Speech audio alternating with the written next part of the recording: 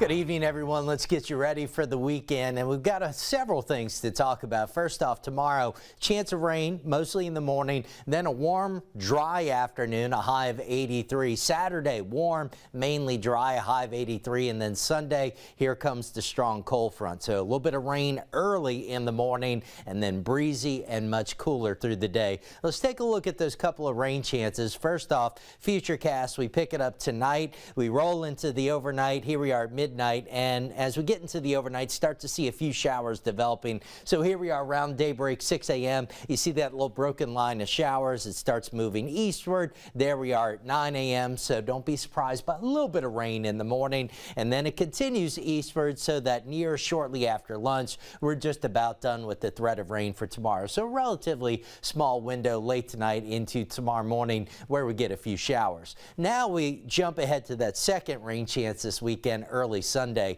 Pick it up at midnight, and you can see a little broken line of showers and storms ahead of that strong cold front. The front gets in here near, maybe even a little bit before daybreak Sunday, and you can see scattered showers, a few storms possible. That's 3:30 Sunday morning on the model, and by daybreak or so, it's already got most of the rain starting to move out. Shouldn't be long after daybreak that we're done with the threat of rain. Skies are clearing out. It turns breezy and much cooler as well. Now tonight, all is quiet.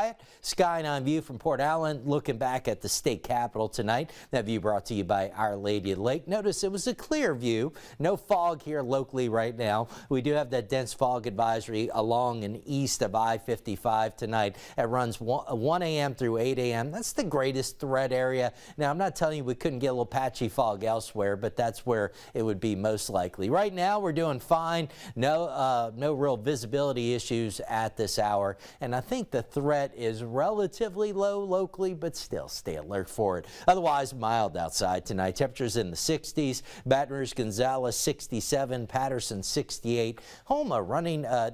Macomb a little bit cooler is what I meant to say, at 61. Speaking of cooler, we're talking downright cold early next week, giving you a first alert to that frost and freeze potential. So mild through the weekend, but by Monday morning, we're into the 30s. Now, don't think we'll have much to worry about in terms of frost Monday morning. Upper 30s, that's kind of above the threshold, but even north of Baton Rouge, where it'll be a little bit colder, I think there'll be enough wind to really keep that from being a major issue. Tuesday morning, a different story. Not only some frost around, a decent potential of a light freeze here in Baton Rouge. As you get north and northeast of the capital city, north of the interstates, a light freeze appears likely. But notice the cold snap, it's brief. Temperatures quickly rebound into the mid part of next week, into the 40s and 50s. Now, there's why we're looking at the big outbreak of cold air as we get into next week. We're going to have this big trough developing along the East Coast. Big dip in the jet stream. Bottom line is you can see the flow north to south. So cold Canadian air spilling down to the Gulf Coast,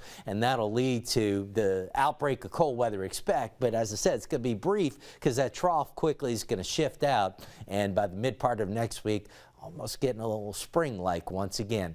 All right, so it's going to be pretty mild the next couple of days. A few showers tomorrow morning, but tomorrow night and Saturday, most of your outdoor plans should be okay. Sunday, outdoor plans are okay. A little chance of rain in the morning, but if wind is a factor, keep that in mind. Wind's going to be kicking. It'll be turning much cooler. Monday's high only 54. Tuesday morning, Veterans Day morning, our coldest, but there you see it by Wednesday and Thursday. Highs into the 70s. Greg?